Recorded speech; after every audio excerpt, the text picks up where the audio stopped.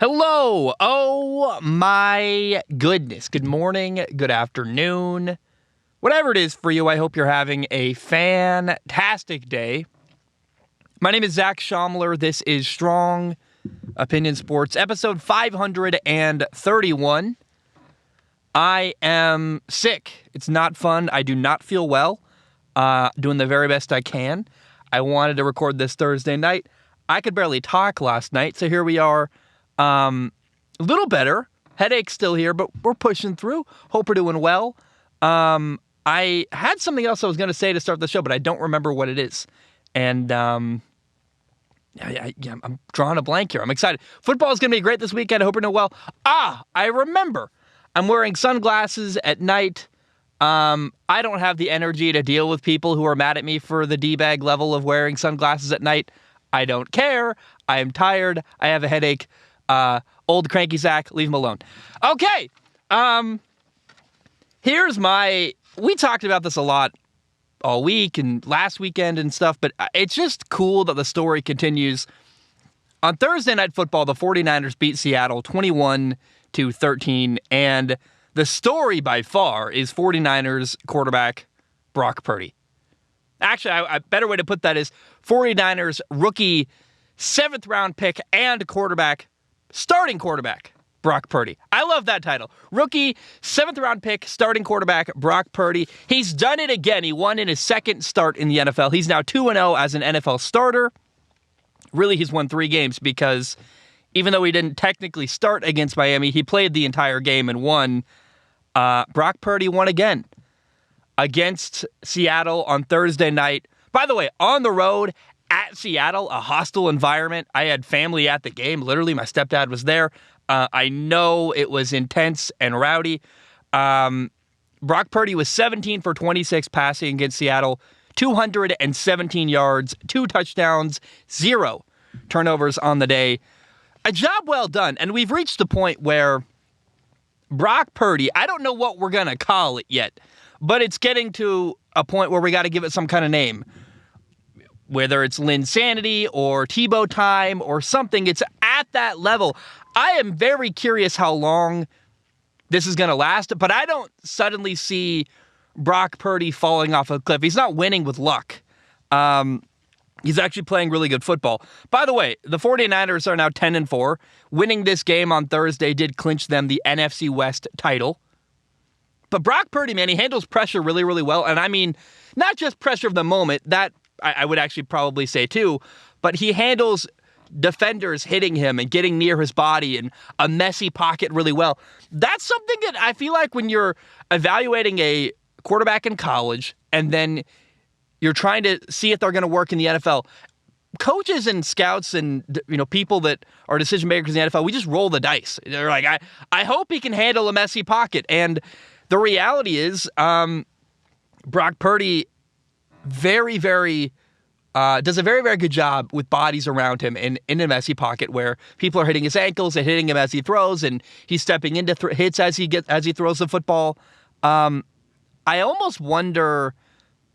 This is me going totally off script here, but you see a trend where quarterbacks that go to less prominent colleges. I think of Drew Brees at Purdue is one example, or Brock Purdy at Iowa State.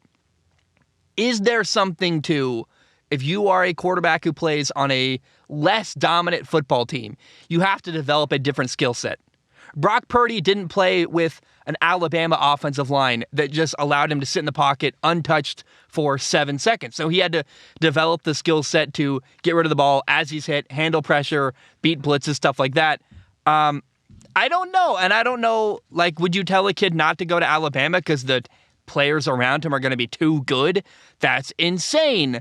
But I don't know, it's worth mentioning. I'm even asking the question, is there something to it where if a quarterback plays at a less dominant football school in college, they're more prepared for the NFL because they had less help in college and had to develop a different level of a different skill set entirely? I don't know, but that's a fun question that we can debate and, kind of leave hanging for a while there.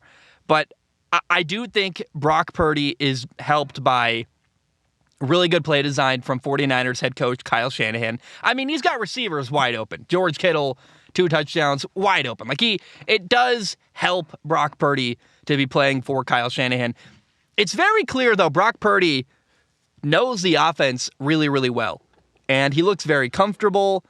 You got to give him credit for being prepared, because I've gotten comments from people saying, I can't believe how comfortable Brock Purdy is in the spotlight.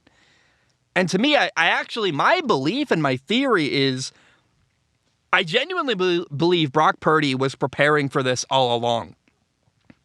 I would bet, I would almost guarantee, in August and September, he was telling himself, hey, if my name ever gets called, I'd better be ready. And he was preparing and working and studying for the day that if his name was called, he would be ready to seize the moment. So I don't think he's actually caught off guard by his success and his opportunity. I think he knew in the back of his head, or maybe not even in the back of his head, maybe openly, he was preparing, hey, if my name gets called, if Trey gets hurt, if Jimmy gets hurt, I got to be ready for my time. He was ready, and I really love that, because it's so obvious when you watch him play. He's comfortable. He knows the system, and I'm not going to make any grand statements or big commitments here, but the 49ers are going to the playoffs with a rookie quarterback, and they have a chance to win a Super Bowl. I really believe that. Their roster's incredible. Their quarterback's playing good enough. They have a chance, and that's what I'm rooting for. I'm really rooting for the 49ers and Brock Purdy to win a Super Bowl. I want to see, how crazy would it be if Brock Purdy won a Super Bowl with the 49ers? They tried multiple times with Jimmy Garoppolo. They even lost a Super Bowl with Jimmy G, but couldn't win one. Then they kind of moved on from Jimmy Garoppolo. They drafted Trey Lance, number 3 overall. Imagine now if the quarterback who does ultimately lead Kyle Shanahan, John Lynch, and the 49ers to a Super Bowl is not Trey Lance, it's not Jimmy Garoppolo. No, it's a rookie 7th-round pick out of Iowa State, Brock Purdy. How amazing would that be? I love that. I root for chaos in sports, and it would be very, very chaotic if that happened. I don't even know what you would do with your former number 3 overall pick, Trey Lance. Do you keep him? Is he still your quarterback if Brock Purdy wins a Super Bowl? What do you do? I have no idea. It's such a fascinating conversation. I love the question, though. Can Brock Purdy take this team where Jimmy Garoppolo could not? Because in 2019, they lost the Super Bowl with Jimmy G. Last year, the 2021, the NFC title game, they lost. Rams go on, win the Super Bowl. Jimmy Garoppolo, whether you want to blame him or not, although I will say he missed a deep ball in the Super Bowl against Kansas City that will always stick in my head. Jimmy Garoppolo didn't win a Super Bowl. He's had multiple chances. Can Brock Purdy do what Jimmy G could not? I'll tell you what, though, I would be very, very disappointed if Brock Purdy just lost in the first round of the playoffs. If all this goes on and all this hype and all this questioning, and then the 49ers play I don't know, who's a realistic option? Washington, and they lose to Washington in the playoffs, round 1 of the wild card round. I'd be like, really? We did all that for a loss in the first round? It would surprise me, and it would be massively disappointing. I got to say openly again, I am rooting for Brock Purdy to win a Super Bowl. That's chaotic. That's fun. It's an incredible story, and I would love, love, love to see that. By the way, the 49ers beat Seattle 21-13. It could have been by more. The 49ers had a play, should have been a pick 6. Geno Smith threw a ball, got picked off, taken for a touchdown. That gave the 49ers a 28-3 lead in the second half. Got called back for a really stupid roughing the passer call. The 49ers ended the game on the goal line. They literally kneeled on a goal-to-go situation. They could have tried to score and won by more. It's worth noting. I just think it matters. 21-3 isn't actually an accurate representation of how dominant the 49ers were over Seattle in this football game. Now, we got to say, Brock Purdy has a ton of really good players around him. George Kittle, Christian McCaffrey, Brandon Ayuk. He's going to get Deebo Samuel back during the playoffs. He's got a great offensive line. I mean, Trent Williams, the left tackle in San Francisco, is probably the best offensive lineman in football, which is really impressive. And on top of that, the 49ers might also have the best defense entirely in the NFL. And so, not only does this team have an opportunity to win a Super Bowl, I really believe that, but you also have to acknowledge, hey, why is this rookie quarterback doing so well? Well, he was prepared. He worked really hard. I don't want to discount that. But also, you have to acknowledge Brock Purdy's been put in a really good situation. Kyle Shanahan calling plays, throwing to McCaffrey, Ayuk, Deebo Samuel, George Kittle, amazing offensive line, best defense in football. Remember when you talk about young quarterbacks that not everyone is as fortunate to land in a situation as good as Brock Purdy has in San Francisco. Yeah, everyone's hard on Trevor Lawrence in Jacksonville. You're telling me you don't think Trevor Lawrence would do really well playing for the 49ers right now? It's a separate thing. I think when I say this, people are going to hear me criticizing Brock Purdy. That's not what I'm saying. I am taking nothing away from the hard work and preparation Brock Purdy did. What I am saying is when you're hard on other young quarterbacks who are in much worse situations, try to have the perspective that not everyone gets the best defense in the NFL. Not everyone gets the best left tackle in football. Not everyone's throwing to a all-pro, maybe Hall of Fame tight end, and Deebo Samuel, and McCaffrey, and Brandon Ayuk. You know what I mean? And a great coach calling plays. I mean, Trevor Lawrence last year, Urban Meyer? Was that a good situation? Tell me that the Bears have a defense really that can stop anyone the way the 49ers do with Justin Fields. I don't know. I think it's worth acknowledging that, we give all this praise to this young quarterback, but you also have to acknowledge the help he's getting and the incredible team around him. And I think Brock Purdy would be the first person to tell you, I'm winning partially because I got a lot of help. I got veterans helping me who are really kind and have embraced me. But what I don't want to be taken away from here is that I'm not saying that Brock Purdy isn't incredible, because the dude is so prepared. He worked really hard. He knows the offense. He's so confident, and I think part of that's because he's prepared. You see a guy, he's never second-guessing decisions. He's getting rid of the ball really quickly. He's on top of it, and that's a guy who came in OTAs and just worked his tail off and got ready from day one, and I think Brock Purdy is an incredible story, and he's a quarterback who's playing really, really well right now. Now, I started making a list, keeping track of all the horrible roughing the passer calls this year. Early in the third quarter, Geno Smith threw a pick six that should have given the 49ers a 28-3 lead. It was a really bad roughing the passer call on Nick Bosa that got that called back and erased off the board. It's disappointing. We need a solution. 2 weeks in a row in prime time, there was a hit on Justin Herbert that was nonsense, that should not have been roughing the passer. He got sacked, but somehow that was a penalty. And then here, you're hitting Geno Smith as he throws the football. Apparently that's not allowed. I don't know. It's just, I'd love to see a system where you can review this or go in after the fact. Because I don't know how you call that in real time. The rules are so dicey and up in the air. You almost need replay to determine that kind of stuff. If there's a penalty thrown like that, can we just have the ability to review it? Is that possible? That's what I would really like in the NFL. I think we'll do some kind of, I've got this list made up of there's 15 plays on it, of all the really awful roughing the passer calls we've seen this year.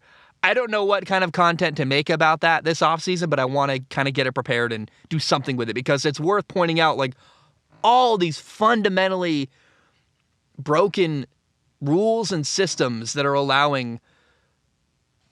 I don't know how you play defense, man. I look at defenders. I'm a former quarterback. You would think I would have quarterbacks back. Don't touch the quarterback. But no. I don't know how you play defense anymore. I feel bad for defenders. If you sneeze on a quarterback wrong, you're going to get penalized. And it's the poor guys. I don't know. By the way, Seattle started the year 6-3. Seattle is now 7-7. They have fallen and fallen and fallen. They've lost 4 of their last 5 games. It's disappointing. I don't have a lot of analysis here. I have a question, though.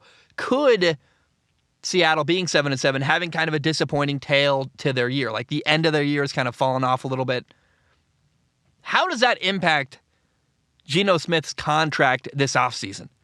I have no idea what to expect from a Geno Smith contract offer this offseason. Seems like he is their franchise quarterback. Is he going to make $20 million a year? Like, certainly he's not going to get massive. Like, I don't think he's making like $150 million or anything like that.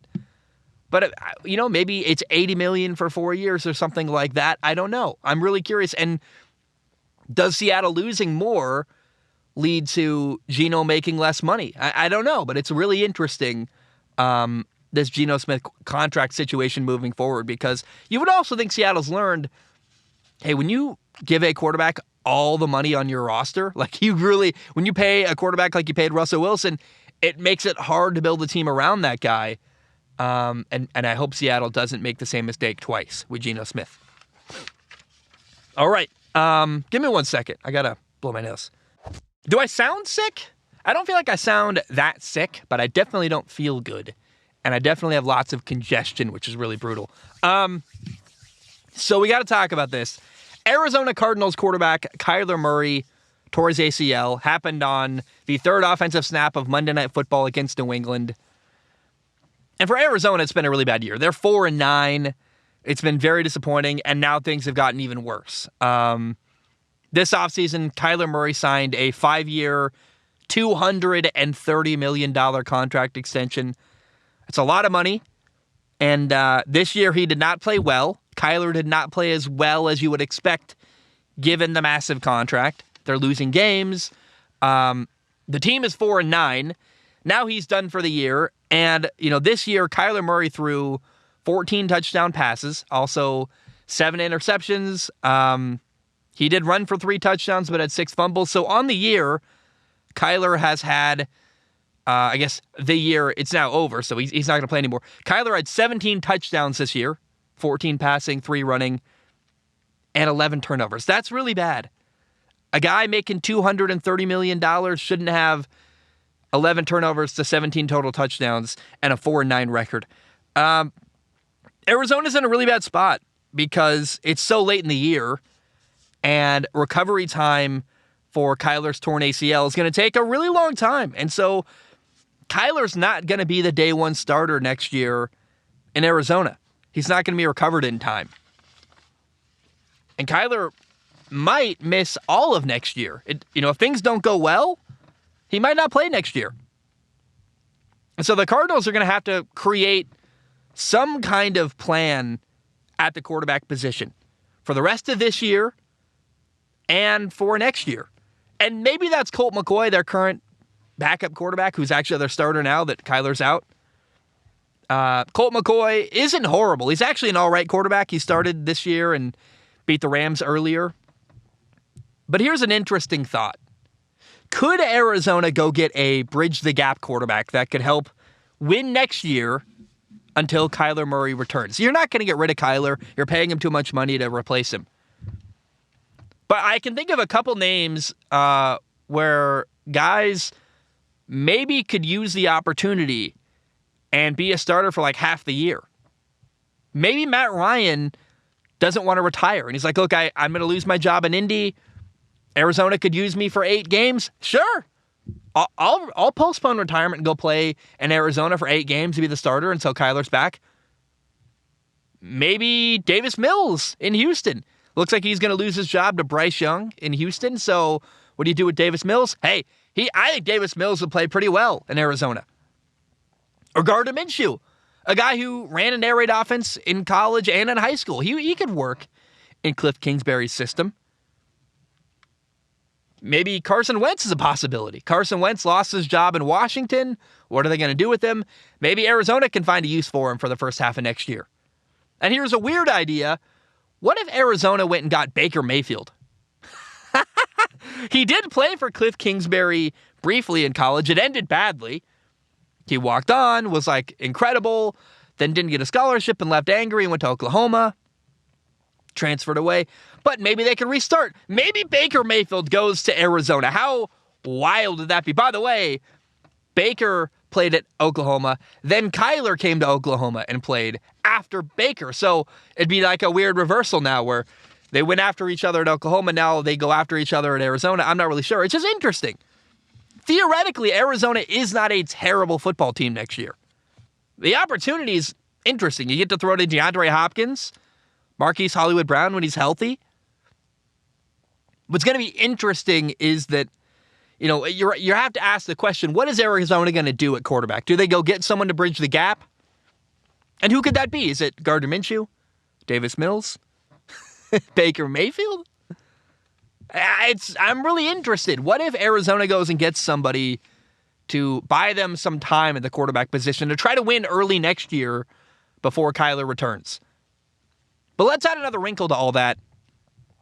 Cardinals general manager Steve Keim is taking a health-related leave of absence. It's worth and very important to say, I hope he's okay.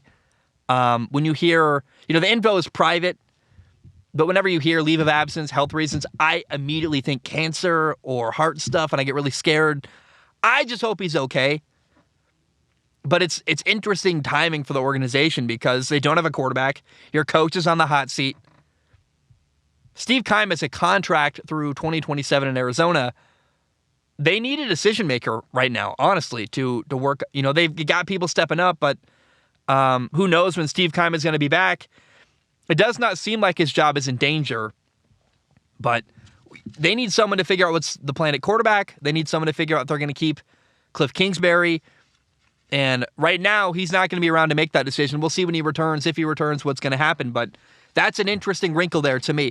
I'm very interested. Does Kyler Murray's torn ACL, does this injury make it more or less likely that head coach Cliff Kingsbury will get fired in Arizona? I have no idea. It could go either way. They're not going to have Kyler Murray for a long, long time. I mean, I expect them to lose. They couldn't win even with Kyler Murray. So, I don't know how you expect them. If they're not going to make a move, especially, Colt McCoy is not going to win a lot of games replacing Kyler Murray. And bringing in a new coach when Kyler Murray isn't healthy feels like a bad idea because maybe you're setting up that coach to fail. You've come in, you don't have a quarterback. Does any coach want a job where you don't have a starting quarterback for a while? That seems like a risk. And you're still going to get judged on your losses without Kyler Murray. I wouldn't love that. Or maybe because you expect to lose, is it maybe actually a good chance to reset your franchise? Maybe a coach would come. I'm not really sure. I got two big questions. How will Kyler Murray's torn ACL impact Cardinals head coach Cliff Kingsbury?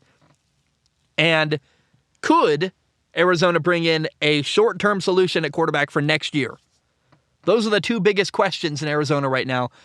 Is Cliff Kingsbury going to keep his job? And could Arizona bring in Baker Mayfield? What? That'd be so chaotic and fun. I love that thought. All right. Let's go from something chaotic and fun to really sad. And I don't know how to transition the news. I don't know how to transition the energy of the show, which was upbeat, to now something really sad. College football head coach Mike Leach died. He was pretty young. He was only 61 years old. He was the head coach at Mississippi State, and the school said he died after complications related to a heart condition. And it's very sad. I mean, the number one thing that comes to mind is that he was so young. 61 years old is terrifyingly young. I find that really scary. If someone told me I was going to die at 61 years old, I'd do a lot of things differently, probably. I hope I live longer than that. And he had it seemed like a good life. He hung out in Key West a lot, went fishing. But it is kind of sad. He had a lot of money, and he never got to retire and spend his money. And death is always a wake-up call to me. We're right around my brother who died's birthday was on Wednesday, and that was a hard day for me. And, Mike Leach coached at Texas Tech, Washington State, Mississippi State. I was actually at Washington State while Mike Leach was coaching there. I watched the Luke Falk era. I watched Gardner Minshew, Minshew Mania. I watched that firsthand from the sidelines. What stands out to me when I think about Mike Leach is just his interviews, man. I loved how he answered questions, and not only was it very entertaining, It was a really creative way to dodge answering tough questions. Bill Belichick, the Patriots head coach, has a strategy of dodging the media by literally just not saying anything. The way Mike Leach dodges the media is he talks about anything but football, and he goes off on crazy tangents about other stuff. You ask him a football question, he's going to give you a terrible answer. But if you ask him about pirates, ponies, unicorns, who would win in a fight, he'll pipe up. He's full of sound bites, just not about football. That's the genius of Mike Leach. And you see something similar, I think, happening with Mike McDaniel in Miami. Mike McDaniel gives incredibly fun answers, but he never really gives you any football information. I really, really enjoyed being around Mike Leach and getting to watch his interviews and see that stuff with my own eyeballs. And not only were the interviews fun, but watching any team coached by Mike Leach always scored a lot of points and therefore was a blast to watch. And so I walk away alarmed because he died really young and with a lot of reverence. Mike Leach created the air raid offense. He threw the football a ton. That's his monumental contribution to the football world. He's a legend. I want to share a post by my friend Coach Dan Casey. He shares quotes from football coaches. Mike Leach, real quote, said this: "There's nothing balanced about a 50% run and 50% pass. That's 50% stupid. What's balanced is if you have 5 skill positions and all 5 are contributing to the offensive effort in a somewhat equal fashion." So if you throw the ball half the time and run the ball half the time, you're giving one skill player, usually your starting running back, a lot of opportunities compared to everyone else. Actually, what Mike Leach argued is if you got 4 receivers and a running back and they're all touching the football an equal amount, that's actually a way to contribute in an equal fashion to the offensive effort, which is what he says. I love that. And that's the air raid offense in a nutshell, which is really cool. And it's just I don't know what else to say other than like he really revolutionized the ability to throw the football. I want to now read an Instagram post from an Instagram account, Die Hard Cougs. The writing's kind of imperfect to read out loud, but it's a really touching memorial. Let me read it. Die Hard Cougs posted this on Instagram. That's Cougs as in the Washington State Cougars. They said, "Rest in peace to the greatest coach ever. Thank you so much for everything that you have done to this university. We were just some school that had a flag at college game day every Saturday and was a doormat to whoever we were playing when you showed up. Coach Leach quickly turned this program around and brought national prominence back to Wazoo. 6 bowl games, 55 wins, a memorable win over number 5 USC in 2017. College game day came to Pullman to beat the number 12 ranked Ducks. That's arguably the greatest day in Cougar history, along with the special winningest season in Wazoo history, 11 wins in 2018. Coach Leach put us back on the map, and I am forever grateful for what he did. Rest easy, Pirate." I couldn't have said it any better. I really, Mike Leach left a really cool, not imperfect, but a really cool legacy at Texas Tech, at Washington State, and Mississippi State. And as someone who grew up in the Northwest and made fun of Washington State my entire life for being a horrible, awful football team, he went there, won, turned things around, and a lot of people at Washington State will forever be grateful for what he did for them. I got to write in on Patreon. Devin wrote in on Patreon, as you can, patreon.com/Zach Schaumler. Devin said this: "Hey, Zach, in honor of Mike Leach, do you have a favorite Mike Leach moment?" I do. I made a film analysis video of Gardner Minshew using Washington State film, and he saw it. Mike Leach did, and he reached out to me. He was very kind to me.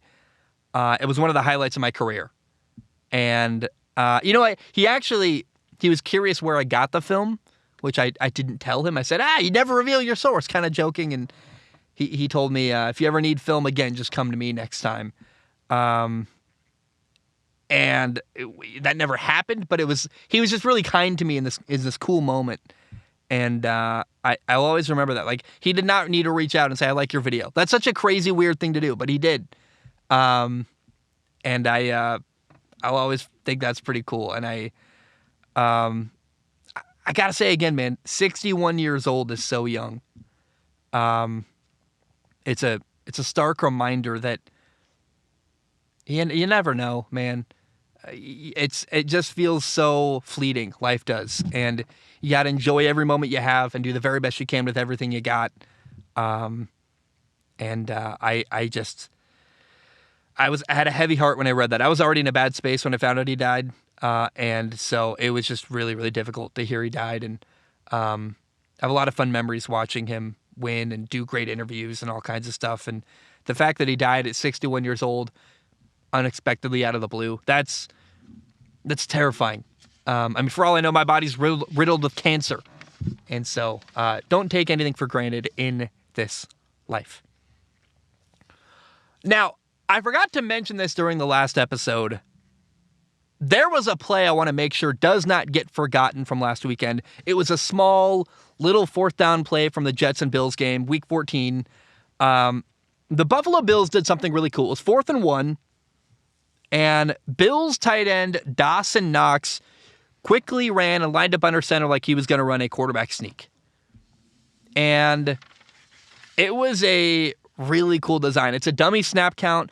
Buffalo is just trying to draw the Jets off sides to get them to jump, and it worked. And it's a genius design because it's really convincing.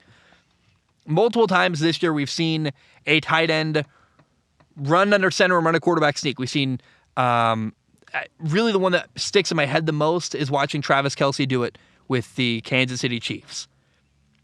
And they got with this play design, it was a fake, but it looked real. He quickly ran under there, got under center, looked like he was going to snap the football. They got a really good player, C.J. Mosley, to jump offside for the Jets on 4th and 1.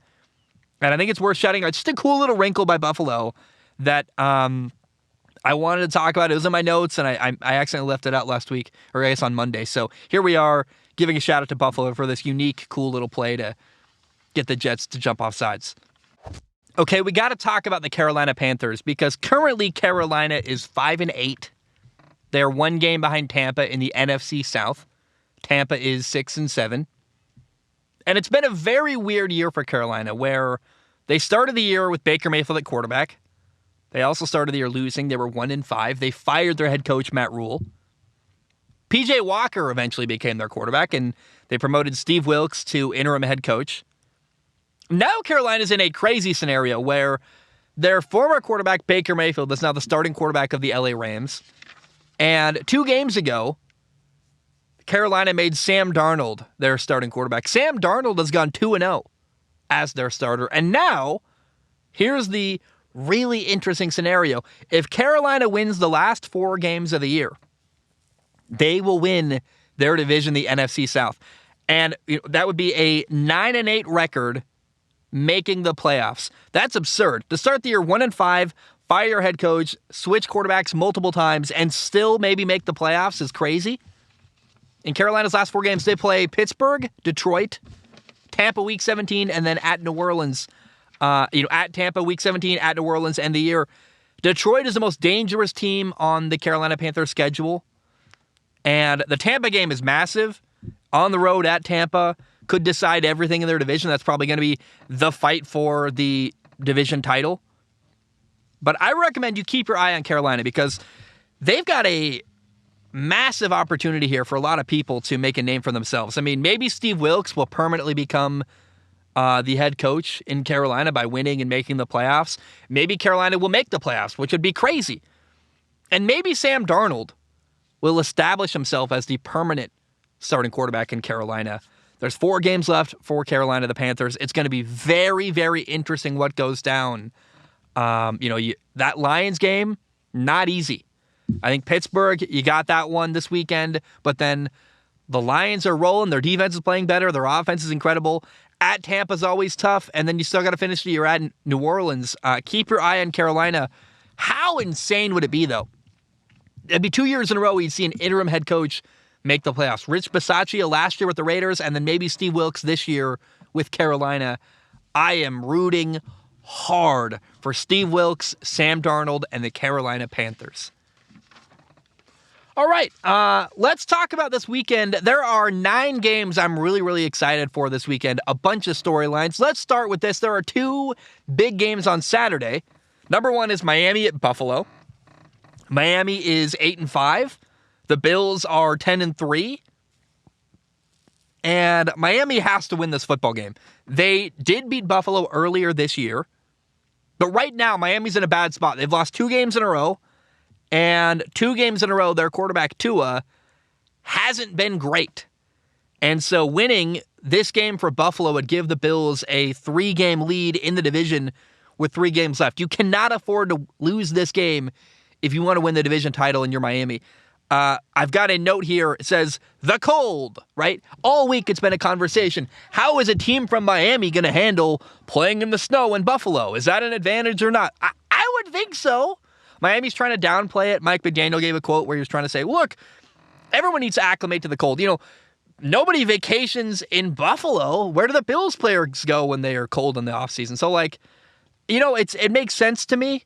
But I'm really curious how the cold might factor in. I would think it gives Buffalo an advantage. Miami's running game has to get going. If it's cold and snowy and they're throwing, I've played in snow games in Washington. Not quite Buffalo, but it's like throwing a brick. That football is not warm, and it's hard to catch. And I know in the NFL you got more technology and stuff, but Tua, I worry for him. If it's snowing in a blizzard, I want Josh Allen as my quarterback, a guy who can run people over and run quarterback boot and run the football well. Miami's more finesse. Buffalo's more power. In a cold, snowy game, I would rather have power as my defining factor than Miami, which has finesse, throwing like slants every 5 minutes in the cold. I worry for Miami here, and so I'm really interested. Buffalo hosting Miami this weekend on Saturday. Massive game. It's going to be really, really interesting. Also on Saturday, you got the Ravens and the Browns. The Ravens are trying to compete for division title. Their quarterback, Lamar Jackson, is out and will not play in this football game. So keep your eye on the Ravens and what happens there. I'm also really excited to track the progress of Browns quarterback Deshaun Watson. How long until Deshaun Watson has a really good game playing for Cleveland? Could it be this weekend? By the way, David Ojabo, a guy who was once going to be a first-round pick out of Michigan, pass rusher. Believe it was his Achilles. He tore his Achilles for Michigan near the end of the year last year. So he really fell back in the NFL draft. He probably would have been a first-round pick without the injury. The Ravens ended up drafting him later in the draft. He's going to make his NFL debut against Cleveland on Saturday. I'm just curious. I don't expect David Ojabo to do much. His first ever NFL game, but he'll be in the rotation getting after the quarterback, and that could be really fun and interesting. Sunday, we got a lot of really good stuff. Eagles-Bears is the first thing that grabbed my attention when I looked at Sunday's schedule. Philly should win easily. I'm not worried about that. But what is fun is Bears quarterback Justin Fields. He is questionable, but if he plays, you would have 2 really fun quarterbacks to watch in this football game. Jalen Hurts for Philly, Justin Fields for Chicago. Those are both names that I have heard in the MVP conversation. We might get a really special treat watching 2 really fun quarterbacks on Sunday in this football game. Jets-Lions is a massive game. The Lions have won 5 of their last 6 games. You know, they are not an easy team to beat. The Lions' defense has gotten better. Their offense is already incredible. And Detroit is trying to make a playoff push and get ahead and make it into the playoffs. So are the Jets. And the big story here is that Jets quarterback Mike White was not cleared to play by doctors, which means that the Jets are going back to their former starting quarterback, Zach Wilson. Remember, he got benched, and now with Mike White hurt, he's going to get a second opportunity. And if Zach Wilson plays amazing here, I think he could regain the starting quarterback job because he's a top 5 pick. And when you're that invested in a quarterback, they get more opportunities. It's not fair. It's just true. If he's average, you got a tough decision to make. But I'm curious, can Zach Wilson regain the Jets starting quarterback job by throwing like 5 touchdowns and 500 yards or something crazy against Detroit on Sunday? Jets-Lions is an absolutely massive game. It's probably, Miami-Buffalo I'm really interested in, and then Jets-Lions that's my second most interesting game this weekend is Jets and Lions. The next game I want to talk about is the Steelers against Carolina. We have no idea who Pittsburgh's quarterback is going to be. Kenny Pickett, their rookie starting quarterback, is in concussion protocol. He may or may not play. Probably not. So the quarterback situation in Pittsburgh is a storyline, but I'm not really even interested in that. What I am interested in is Carolina. Carolina has to win. If Carolina wins their last 4 games, they would get the NFC South division title and make the playoffs. So Carolina, this is their first of 4 games they got to win. Can Carolina take care of business? If they lose here, it's a really deflating loss. Technically, their season wouldn't be over. But Carolina controls their own destiny, and they got to do it starting with a win against Pittsburgh. Here's a game that... This game is not actually interesting, but there's a storyline that's interesting. It's the Patriots playing the Raiders. It's interesting in one aspect because Josh McDaniels is playing his old team, Bill Belichick and New England. I'm really curious what happens. But honestly, the Patriots offense is incredibly boring to watch. The Raiders are bad. I'm not that pumped, but I'm really curious to see how Josh McDaniels does against his old team. So if you're interested in outcomes, keep your eye on what happens in the Raiders-Patriots game. Chargers-Titans is a really big game. The Chargers are 7-6. And if the LA Chargers win, they've got a chance to sneak into the playoffs. If they win out, If LA can win every game the rest of the year, they'd finish 11-6 and might be able to sneak into the AFC playoff picture. Look, the LA Chargers have a lot of talent. They've dealt with injuries all year, but they could be healthy by the playoffs, and that would be massive. Now, this game is a weird, funny matchup. Last week on Sunday Night Football, we saw the LA Chargers pass defense play really, really well against Tyreek Hill, Jalen Waddle, Tua, and the Miami Dolphins offense. But the Chargers are notoriously bad at stopping the run on defense. Tennessee's got Derrick Henry, and they love to run the football. So it's a big test for Justin Herbert and his football team. Can their defense stop Derrick Henry? Can they win? I mean, maybe it's a shootout, and it's just on Herbert to score enough points to stop and outshine Derrick Henry. But if you lose and you're LA, your season's basically over. 7-7 is not going to be good enough. But right now, the Chargers have hope. They're coming off a great win on Sunday Night Football. They could win here, be 8-6. And 11-6, I think, might get them into the playoffs. And also, if LA does make it into the playoffs, I think they are a dark horse Super Bowl team. Like, they have a lot of talent, and I think can hang with anyone. But their biggest test in a while is going to be this one, playing Tennessee. They got to stop the run. Sunday Night Football is the New York Giants at Washington. Both teams are 7-5-1. Last time they played each other, they tied. And right now in the playoff picture, Washington is the number 6 seed. The Giants are the number 7 seed. This game is going to really impact the playoffs, and it's also a division rivalry game. It's going to be kind of just a classic, fun Sunday Night Football game. Chris Collinsworth, going to be cold weather. It's December in Washington. I like this thought. It's a fun one. It's interesting. I think it's going to be a really fun kind of classic, not high scoring, probably just kind of we're thinking like 21-17 Sunday Night Football game. It's going to be tense and interesting and have a very interesting effect on the NFC playoff picture. Now, on Monday, we get to revisit and see our old friend Baker Mayfield. The Rams play at Green Bay, and Baker is the Rams starting quarterback. He's now had 11 days with the Rams and their offense to study and prepare. So in this football game, we're going to get Aaron Rodgers and Baker Mayfield. It's two bad football teams with losing records, but Baker Mayfield trying to save his career, I think, makes this interesting. This Monday night game, I'm interested. We also get to watch Packers rookie receiver Christian Watson. He's had 7 touchdowns in the last 4 games. He's really coming along.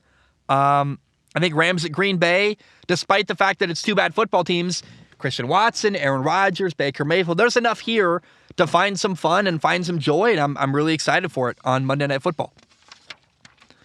All right, guys, let's end the show today with questions from Patreon. If you want to submit questions to the show, you go to patreon.com/Zach Schaumler, patreon.com/Zach Schaumler. I am really sick. I'm having a hard time talking, doing my very best. Patreon is a massive deal. It really helps me. And if you submit questions on Patreon, I do not guarantee to read your question on the show. My only guarantee is I'll look at every single question with my eyeballs and I pick the top couple to read on the show. Troy starts us off. Troy wrote in and said, "Hello to the all-important Zach's eyeballs. As a Raiders fan, I feel like Derek Carr has been just consistently mid over his whole career. With a high-ish draft pick, should we trade Derek Carr? Or, draft someone like Bo Nix or Cameron Ward, if he's declared yet, I can't remember, in the second round. What are your thoughts? P.S. Hope you're doing well." Thank you, Troy. I'm doing all right. The Raiders, if the draft happened today, would have the number 8 overall pick. They're probably going to have a top 10 pick in the NFL draft. If you ever are going to trade away Derek Carr, now is the time. Do it now. Pull the trigger. I think it would be good for both sides. The Raiders clearly are not doing well. I think you give Derek Carr an opportunity to go somewhere else and reset his career. You mentioned Cameron Ward. He's not going to be available in the draft. He's a sophomore at Washington State. Maybe you draft Anthony Richardson from Florida, but he's got to sit for a year or two. He's a long-term project you got to develop. So I'm not sure, but I will just say I don't know that the Raiders are ever going to trade Derek Carr away, but if you ever are going to do it, you better do it right now. This is the best time in your life you're ever going to get to trade Derek Carr away. Not because he's at an all-time high value, but because it's a good leaping off point, and someone that might want him. You got to pick where you could potentially get another quarterback in the top 10. You could also pair whatever pick you get for Derek Carr with someone else. There's opportunity and options here, and I would love to see Derek Carr go somewhere better, where he's got a chance to win, like, I don't know, New Orleans, or dare I say, the Patriots, or Atlanta, or I don't know. Everyone's really excited about C.J. Stroud, the Ohio State quarterback. I admittedly haven't watched a lot of film on him, so I need to go back and watch more film, but I am inclined to believe that he's often elevated by having really great players around him and playing against lower-level opponents. Would you rather have C.J. Stroud or Derek Carr? I kind of lean Derek Carr, and that might sound crazy, and I'm probably going to get clipped out 5 years from now. You're insane and stupid. But I see a world where, Derek Carr is available and could be a starting quarterback on another team next year, and that excites me. We got another write-in from Tyler. It's about the Marvel Cinematic Universe, and I'm not going to read it here, Tyler, but I have a plan for your write-in. It's just, your write-in has been kind of an obsession of mine. I've been writing, this is me only talking to Tyler. Tyler's the only person, unless you go to the Patreon and find what Tyler submitted. Tyler, I have got a lot of ideas for your write-in, and I've gone through 8 iterations of lists to answer your MCU question, and I keep making changes, and I haven't landed on a final draft yet. So I'm not going to read your question yet, but I want you to know I'm working on it, and I've got a fun topic, I think, at some point, but I'm not going to answer it here. Optimistic Cyclones fan, so Tyler, hope you're doing well. Optimistic Cyclones fan says, "Hey, Zach, Matthew here." Oh, his name's Matthew. All right, Matthew. Wow, hello. I know you already talked about Brock Purdy on your Monday episode, but I wanted to share some thoughts. Do you think Brock Purdy can lead the Niners to a Super Bowl? In my opinion, the answer is yes. He absolutely can. Brock Purdy has shown he can run the offense at an efficient level. The real question is, will he? If he continues to play at his current level, then I think he can definitely make a deep run in the playoffs. I'm preparing myself for the potential reality that this is just a flash in the pan, so the magic will wear off. A third-string quarterback leading their team to a Super Bowl never happened before. However, being the optimist I am, I'm already thinking ahead to a potential Super Bowl. My dream Super Bowl is the 49ers against Cincinnati. Could you imagine the former number 1 overall pick against Mr. Irrelevant in the Super Bowl? Not only would it be a rematch of Super Bowl XX, is that 43? 33? I don't know. 23? XX I don't. That's 23, right? Because is that really how many years it's been since that Super Bowl? Was that the 23rd Super Bowl? That can't be. What does X mean? Someone let me know. I don't know how Roman numerals work. Anyway, it would be a homecoming for Brock Purdy. Brock Purdy's from Gilbert, Arizona. Coincidentally, the last time Brock Purdy played in State Farm Stadium was the 2021 Fiesta Bowl, where he was named the offensive MVP. The storylines would write themselves. I know I'm getting ahead of myself, and there's very little chance this actually happens, but it would be so much fun. Matthew, I'm with you, man. It would be so cool to see Brock Purdy, a kid from Arizona, win a Super Bowl in his home state. I'm rooting for that. I love that. I've talked earlier in the show about how that's chaotic, and I want that to happen. So, optimistic. Matthew, I'm with you. Steven wrote in and said, "Greetings, Zach's all-seeing balls." Zach's all-seeing balls. How amazing. I love that. This week, I have no question. I just wanted to say that we all appreciate the hard work and care that you put into all of your videos. It's so obvious the amount of passion you put into what you do and how clearly you enjoy it. Thank you for making each week great. P.S. If you're ever near Boardman, Ohio, I'd love to get a beer with you and talk football. Also, if you got any more room in the fantasy league, I'm totally down. Steven, you're in! Welcome to the Fantasy Football League for next year. Steven, thank you. I really appreciate it. Welcome to the Patreon. Steven, maybe it's a different Steven.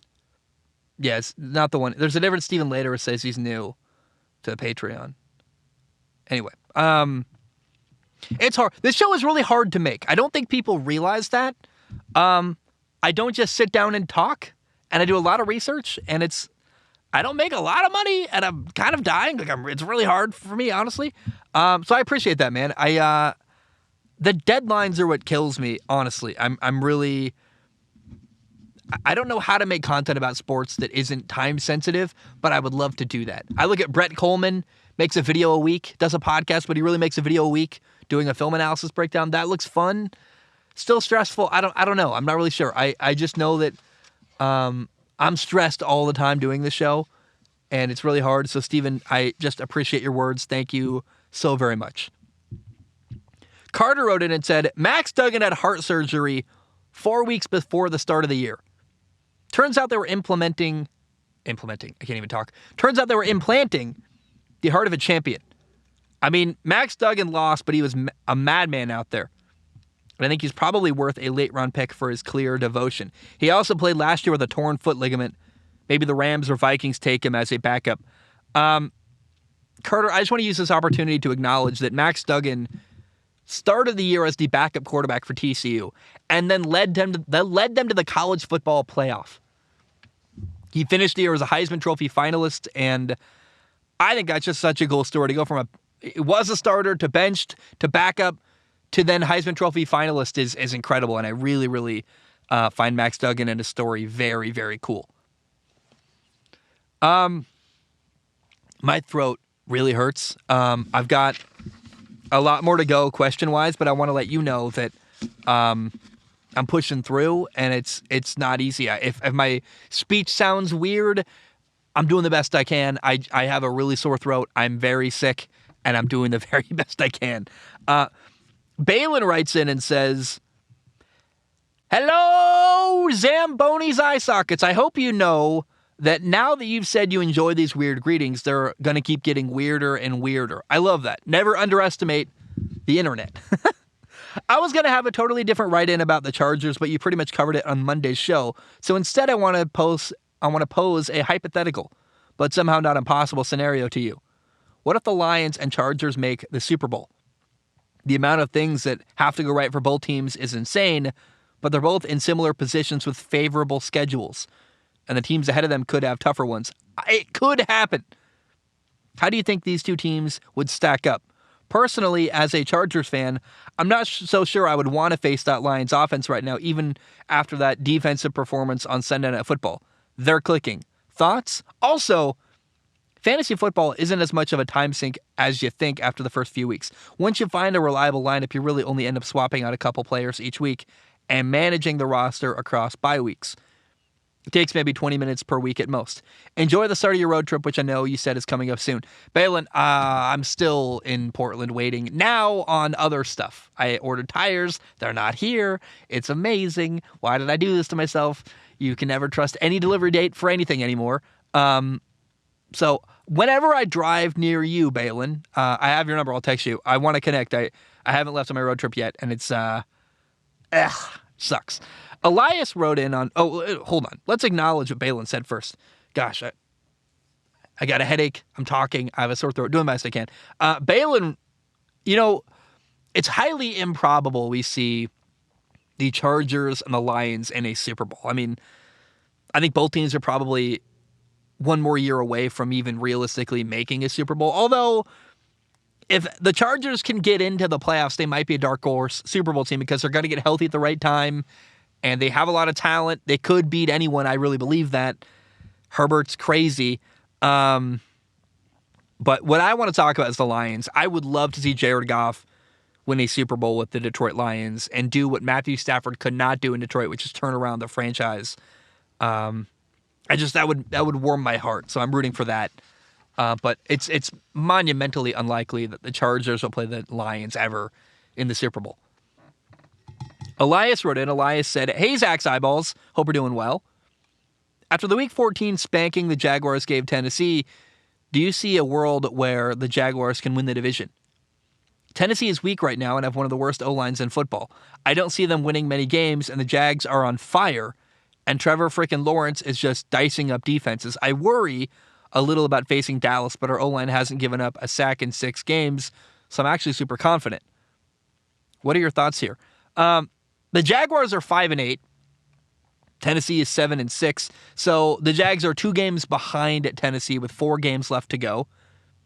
If the Jaguars win this weekend and Tennessee loses, it'll only be a 1-game gap. The Titans play the Jaguars near the end of the year. I guess it is the last game of the year. So the Titans play at Jacksonville that last game of the year. So that could be the battle for the division title. The problem is the Jaguars played Dallas this weekend, and Dallas is really good up front.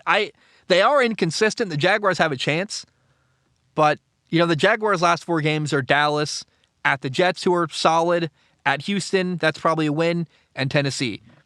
The Titans' last 4 games are at the Chargers, Houston, Dallas, and then at Jacksonville.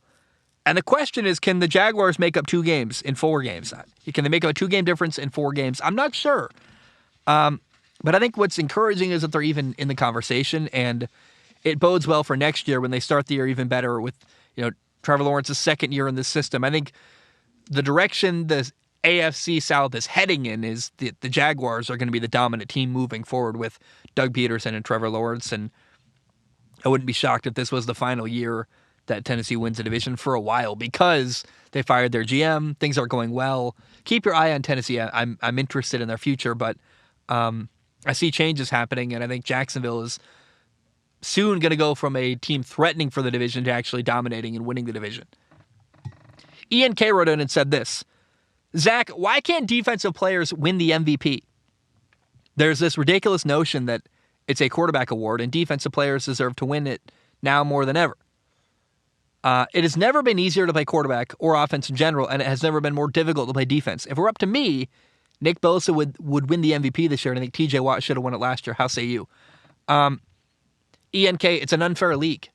It's an offense-driven league, and quarterbacks have the biggest amount of stats collected. I mean, they touch the ball more than any other player, so you look at touchdown passes, yards, completions, wins, it's always going to be more impressive seeming than sacks and tackles, and a lot of the stuff that makes a great defensive player is harder to measure too. So I think quarterbacks there's a big amount of numbers you collect that makes it easy to measure their success on top of, touchdown passes, yards, completions, but also wins. Wins get counted as a quarterback stat now. We just need to have an offensive player of the year and defensive player of the year. MVP is stupid. What does it mean? It's nothing. Offensive player of the year and defensive player of the year. That's what you do. And no MVP, because MVP, most valuable player. What does that even mean? No one knows. It's marketing. It's not going to change, but I can still complain about it. Ryan writes in, Ryan says this, "Hey, Zach, I hope all is well and that your errands didn't kill your week." They almost did, actually. I just listened to your most recent episode, and I have some very good news for you as it relates to the Lions. Per Ian Rappaport, the Lions do not view Jared Goff as a bridge quarterback. The plan is, and seemingly always has been, to build with him under center. The staff Detroit has hired puts him in position to be successful, and most importantly, fosters a strong belief in development. Not just development for rookies, but development for every single player. Players like Alex Anzalone and John Comiskey are having career years, while Jared Goff, he's resurrected his career. Even amongst members of my family, Jared Goff's nickname has changed from Jared Goof to Jared Goffslinger. Also, I tried to warn you that Brock Purdy is really good a couple years ago, lethally accurate within 10 yards. I comped him to Derek Carr, but I think there's a little more willingness to take risky throws downfield in Purdy's game. Either way, I'm happy to see him doing well at the NFL level. Anyway, have a good weekend, a good week and great weekend. And if you get bored of warm weather and truck life, then feel free to come up for some ice fishing in Ames when the NFL season is over. Dude, I would love to go ice fishing in Ames, Iowa with you. I would feel like the YouTuber Mav living in a truck doing ice fishing.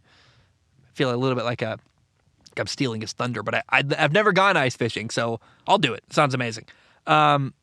This news story you sent me, Ryan, gives me comfort. I read it. I think if the Lions play things right, so they are going to build around Jared Goff, is what they're saying publicly. And if the Lions do things the right way, they could build an incredible football team. I think you draft defensive line. You just double and triple down on your defensive line. You build an incredible pass rush similar to what Dallas has done, what the 49ers have done. Why are the 49ers good every year? You ever ask that question? Change quarterbacks, but every year, even now they're winning with Brock Purdy because their defensive line is incredible, and their defensive line makes the rest of their defense much better. And so if the Lions want to help their defense, just get guys who can get after the quarterback and generate a pass rush, and you will probably be in a really, really good spot moving forward. James writes in, and James, I wanted to say, this is the guy who I wanted to welcome to Patreon. James said, it's a very long one.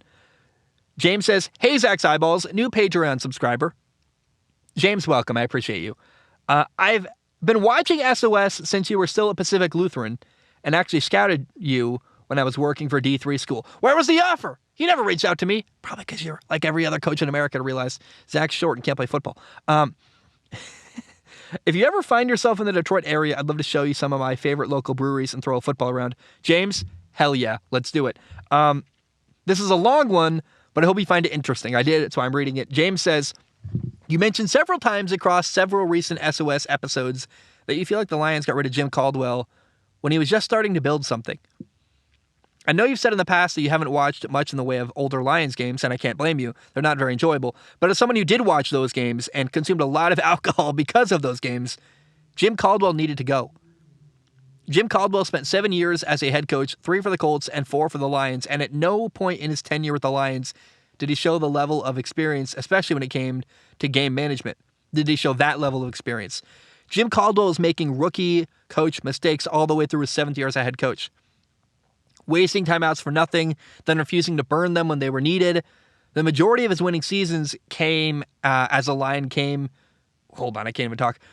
The majority of his winning seasons as a Lion can be credited to Stafford saying, F it, Megatron is down there somewhere, and then Calvin Johnson would somehow catch the ball despite being quintuple covered. Even after Megatron retired, Matthew Stafford continued putting the team on his back and dragging Jim Caldwell kicking and screaming to a win. It's also worth pointing out that Jim Caldwell did everything in his power to neutralize every advantage the Lions had. He took over a team that didn't have much going for it except a big-armed quarterback, and then his choice of offensive coordinator was none other than the esteemed Jim Bob Cooter. That is not a joke. That is his real legal name of a real NFL coach.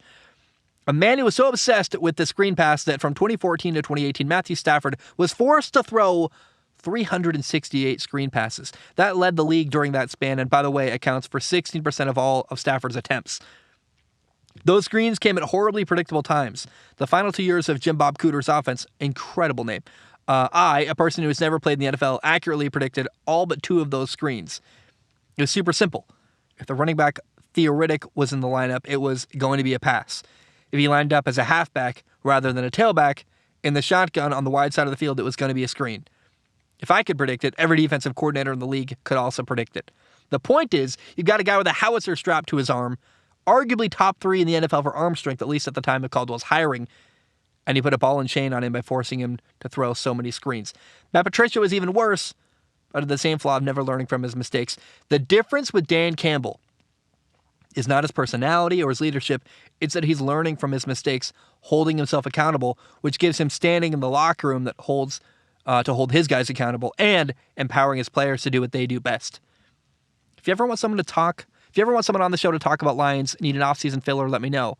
I'm not a podcaster myself, because I don't have the attention span for editing, but I do have a nice, clear Behringer mic, or even if you want to just written perspective on the Lions topic, feel free to reach out. That was very long. I feel like I did a terrible job writing it. My throat hurts. I'm having a hard time talking at this point. But I appreciate the correction. I have talked about Jim Caldwell often and said he got fired unjustly. And maybe I should have edited that down to the bullet points, but we'll just say it here is that Jim Caldwell didn't learn from his mistakes, and he called a lot of screen passes and built an offense with Jim Bob Cooter that probably was not the right approach given your quarterback's talent, Matthew Stafford. I like the breakdown on the Jim Caldwell firing. I've never heard it put that way, and James, I appreciate it. Zach writes in and says, "Hey Zach, I've been watching you for." I cannot talk, dude. I got 1, 2, 3, 4, 5, 6, 7, 8 left. 8 questions left. I got a headache. I'm doing the best I can. Zach wrote in and said, "Hey Zach, I have been watching some of the major sports shows and have found out that it is a bad idea. While I enjoy some of them, whether for their personality or their good takes, I have found most of them to be annoying and infuriating because they would rather make headlines for bad takes than good ones. What is your opinion on major sports media and pundits?" Look, I'm too tired to throw stones tonight, but the media in general says stuff to get views and not because they believe it necessarily. I think, unfortunately, though, it's not just the media. It's people reward that behavior. I mean, the reason why they do it is because people watch it. And so the sports media isn't going to change anytime soon because their, I think, crappy approach. Again, I don't want to throw stones, but I don't love it. It gets views and it makes a lot of money, and so it's just not going to change anytime soon. And that's the truth. Steve wrote in. I'm sorry. I need to take a break. Give me 1 second. All right. Steve wrote in and said, "Hello, Zach's eyeballs. As a Browns fan, I wouldn't exactly be upset if Deshaun Watson flops in Cleveland for a number of reasons, especially if it leads to Jimmy Haslam selling the team. In regards to expectations for his play, currently we're just looking for him to shake off the rust this year and improve his chemistry with the receiving core. Our offensive line fell off a cliff in the last 2 to 3 games, which isn't helping his cause. But he still should show some signs of improvement with each game. Part of that's because of him calling protections up front, by the way. It's not like he isn't used to poor offensive line play. If he isn't back to his normal self by the middle of next year, that's when I think it's time to hit the panic button. Also, fantasy football is arguably my favorite thing on this planet, and I would love to be in your fantasy football league. I'm the commissioner of a league, so I would be able to help guide you through the process of running your own league and what some of the popular rules, platforms, and types of leagues there are. It's definitely not as time-consuming as you think, although it can be if you go balls to the wall with your research and planning ahead. Hope everything is well, and hit me up whenever you make it to Cleveland. Steve, you're in. Fantasy football. You're a commissioner? Help me out. Absolutely. I just appreciate the Browns' perspective. You know, you're just looking for progress, and sounds like by the middle of next year is when you are going to start to have higher expectations for Deshaun Watson. Canuck wrote in on Patreon and said, "If you were the Steelers GM, what names would you be looking for at the Steelers' offensive coordinator job, or would you still roll with Matt Canada because of his connection with Kenny Pickett? Love the show and keep up the hard work." Let me just say this, use this as an opportunity to say one more time. You got to keep Matt Canada. He's not perfect, but I do not think it's a good idea to make your young quarterback, Kenny Pickett, learn a whole new offense in his second year in the NFL. He's just trying to keep it going. And I think making him learn a whole new system again for the second year in a row it would hurt his development, honestly. So I would keep Matt Canada in Pittsburgh as the offensive coordinator. Josh wrote in and said, "Hi, Zach. Want to see if I can sneak in a nerdy video game related question. What is your combat strategy in Breath of the Wild? Do you prefer sneaking around and then attacking, using bombs, bow and arrow from a distance, or just running up and fighting? Or do you prefer to get away and avoid the conflict? Saw the game on your story, heard you mention it on an SOS episode, so I thought I'd ask." Yeah, I was playing Zelda Breath of the Wild during the World Cup. I never ever use a two-handed weapon. I hate them. I like having a shield. You can block stuff and parry and all kinds of stuff. I always use a one-handed weapon. A lot of bomb arrows, a lot of distance, a lot of bombs in general. They're unlimited, and they're fun to like use stealth from a distance and like throw stuff down hills at little forts. Early on in the game, I used a lot of stealth and distance, but now I'm so powerful that I'm just not afraid. I run in and attack everything. Yeah, that's my approach. It's an amazing game. It's so fun. I've been playing that and Dying Light, and Dying Light has got such a fun combat loop. Oh my gosh.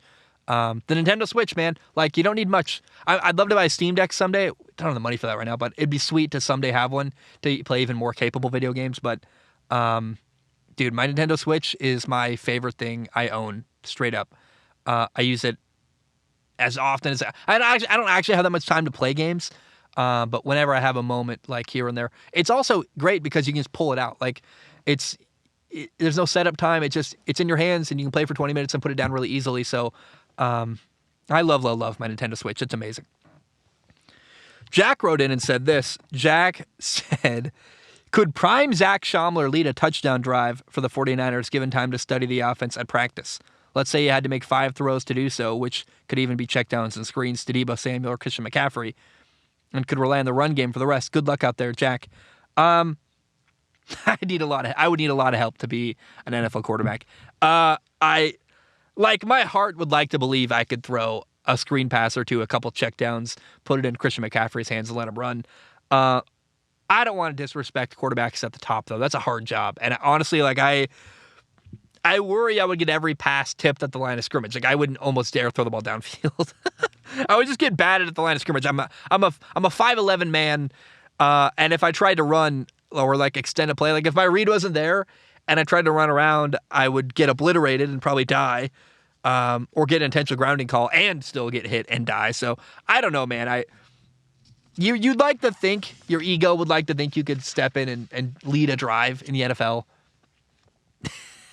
Probably not, man. I don't know. I don't want to sell myself short, but I also I try to be realistic and really I respect what NFL quarterbacks do. Like it's not easy. And if Sam Darnold can't do it 100% of the time, I don't know.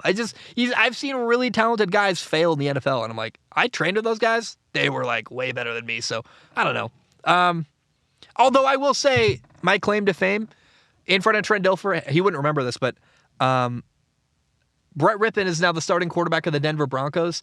Once upon a time in Eugene, Oregon, at the Northwest NFTC camp in front of Trent Dilfer and the Elite 11 staff, I had an incredible day. Way better than Brett Rippon. He's now in the NFL, 4-year starter at Boise. I was barely a D3 quarterback. Like, he was better than me long term. But at that one camp, I had his number. I had a way better day than him. Kind of funny how life works out. It doesn't hurt that he's got family members who played in the NFL and helped with recruiting and money. That's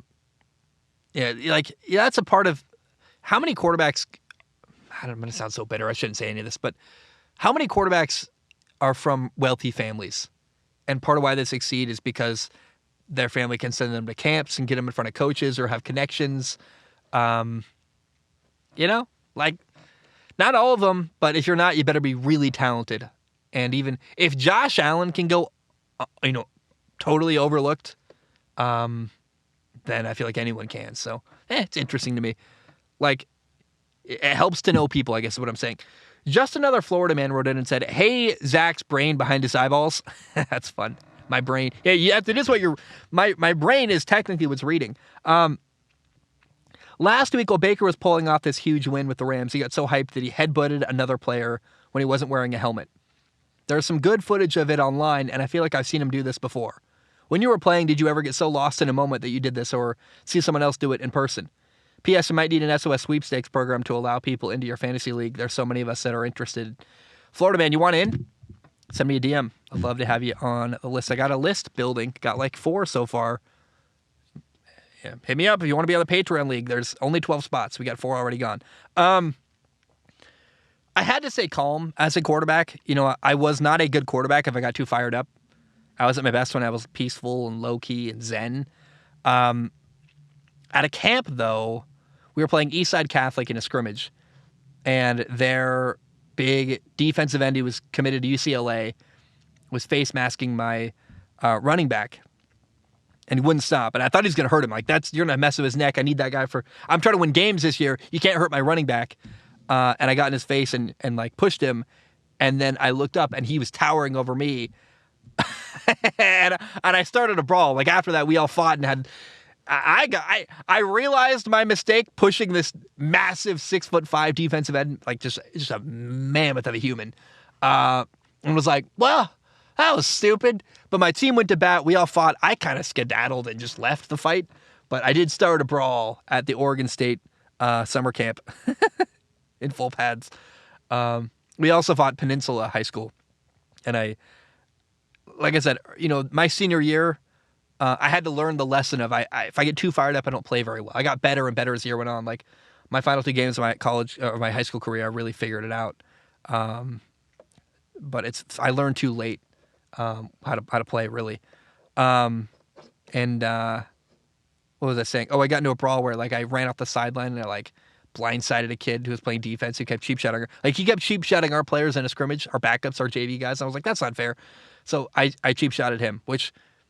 Horrible decision making by me. Like I started a second brawl that day, and we had a lot of fights, and it was fun. But so yeah, I got too fired up early on in my career, and I had to learn to not do that. That story does not make me look good, but it's true. So let's leave it in.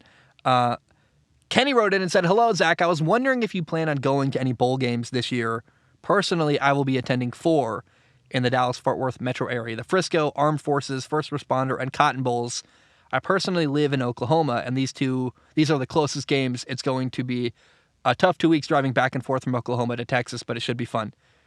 P.S. It is / not / equals blank / is this. No,